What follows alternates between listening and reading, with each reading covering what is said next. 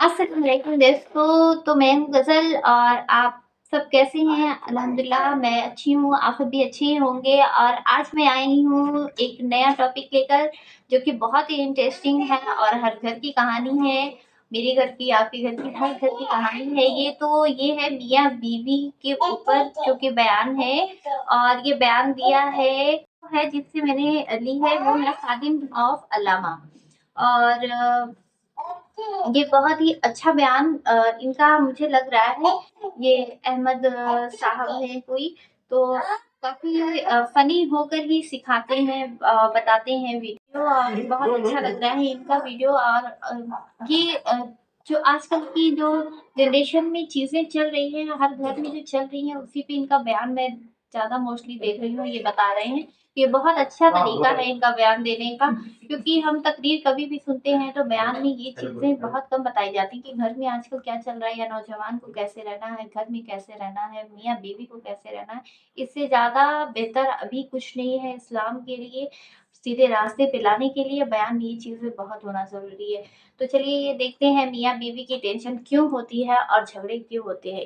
ये है टॉपिक और हम वीडियो देखते हैं, फिर देखते हैं इनका बयान में क्या इन्होंने बताया और समझाया। तो कंटिन्यू रहिए हमारे साथ। दे। अपन लोग कौन से कलर के हैं? और जरा जोर से बोलो। देखो मैं यहां से लेके वहां तक देख रहा हूं, फिर वहां से लेके वो लास्ट में ग्राउंड के बाहर पुलिस की जीप ठहरी है वहां तक देख रहा हूं, मगर इसमें मेरे को एकदम गोरा अबियस कोई भी नहीं दिख रहा। वाइटिश वेरी वेरी फेयर बोलते देखो, वो नहीं दिख रहा। फेयर दिख रहे, वेरी वेरी फेयर कोई भी नहीं दिख रहे। मगर ये पट्टे, ये जितने बैठे हुए नहीं यहां अनमैरिड, इनकी ख्वाहिश है मेरे को बेगम गोरी होना।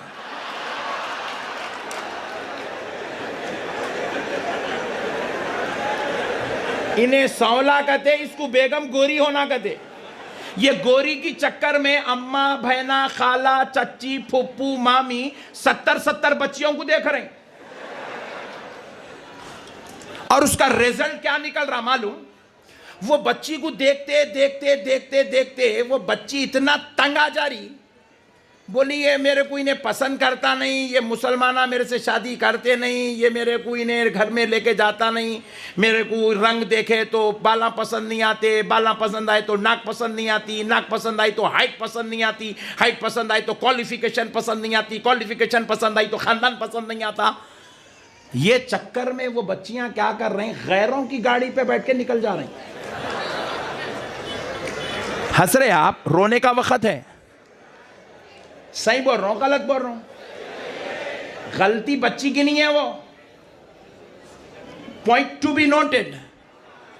वो गाड़ी पे बैठने वाले की गलती नहीं है, उसको गाड़ी पे हम बिठाए, उसके अंदर 26 खामियां ढूंढ रहे हैं, उसके अंदर 40 नुक्स निकाल रहे हैं, उसके मां बाप को शर्मिंदा, जलील और रुसवा कर रहे हैं, जिसकी बुनियाद पे वो बच्ची खैरों के साथ गाड़ी पे बैठने पे मजबूर। पहले दिन बैठती है, दूसरे दिन बात करती है, तीसरे दिन आशिकी करती है, चौथे दिन उससे शादी करके थोड़े दिन बाद उसके बच्चे की मां बन जाती है।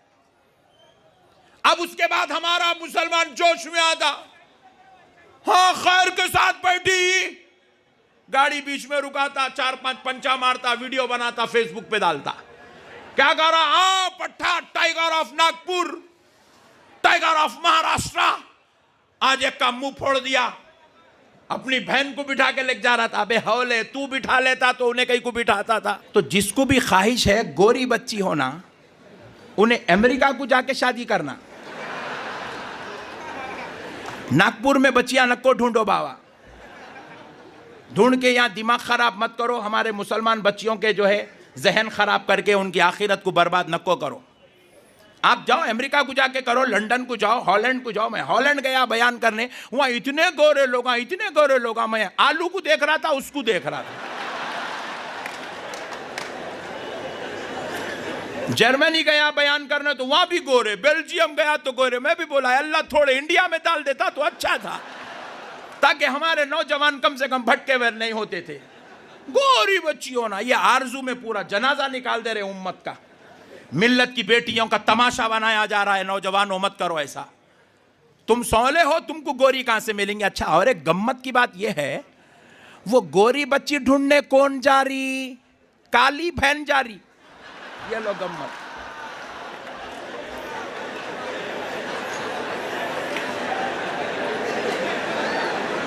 हाँ, मेरे को समझ में आ गया, तुम लोग के दिल को लग गई। तुम लोग बोल रहे हमारे घर की बात मौलाना को कैसा मालूम। मसले को समझो नौजवानों। काली बाजी जा रहे हैं, काली आपा जा रहे हैं, बुआ के बोल रहे हमको गोरी भावज होना। हाँ, दीवाने बात नको करो, भाईजान सुन लिए तो तुम्हारा छोड़ देंगे, वो अलग मुसीबत। उन्होंने बोलेंगे इनके भाई को गोरी होना तो मई काली कई को सोच लिए तो टेंशन पैदा होता। गोरी बच्ची के चक्कर में बच्चियों पे इल्जाम मत लगाओ, बच्चियों में ऐब मत देखो। किसी की भी बेटी उसके बाप के घर तो पैदा हुई, मगर उसके रंग रूप का देने वाला खुदा है, उसके हुस्न और जमाल का देने वाला खुदा है, उसके बाल और उसकी खद का देने वाला खुदा है। आप किसी के खद को नुक्स निकाल रहे हैं तो ये बाप और बेटी का नुक्स नहीं है, आप खुदा की कुदरत में नुक्स निकाल रहे हैं। ऐसे काम मत करो। अलबत्ता आप सौले हैं, आप सौली बच्ची को पसंद करो। अब एक साहब बोले मौलाना मैं गोरी है हमारे पास ऑलरेडी, तो ये गॉड गिफ्ट है, संभाल के रख लो। बात समझ में आ गई ना। चलो अब चलते हैं बुजुर्गों की बारगाह में, मगर एक बात अर्ज कर देता हूं, क्योंकि हजरत क़िबला बैठे हैं।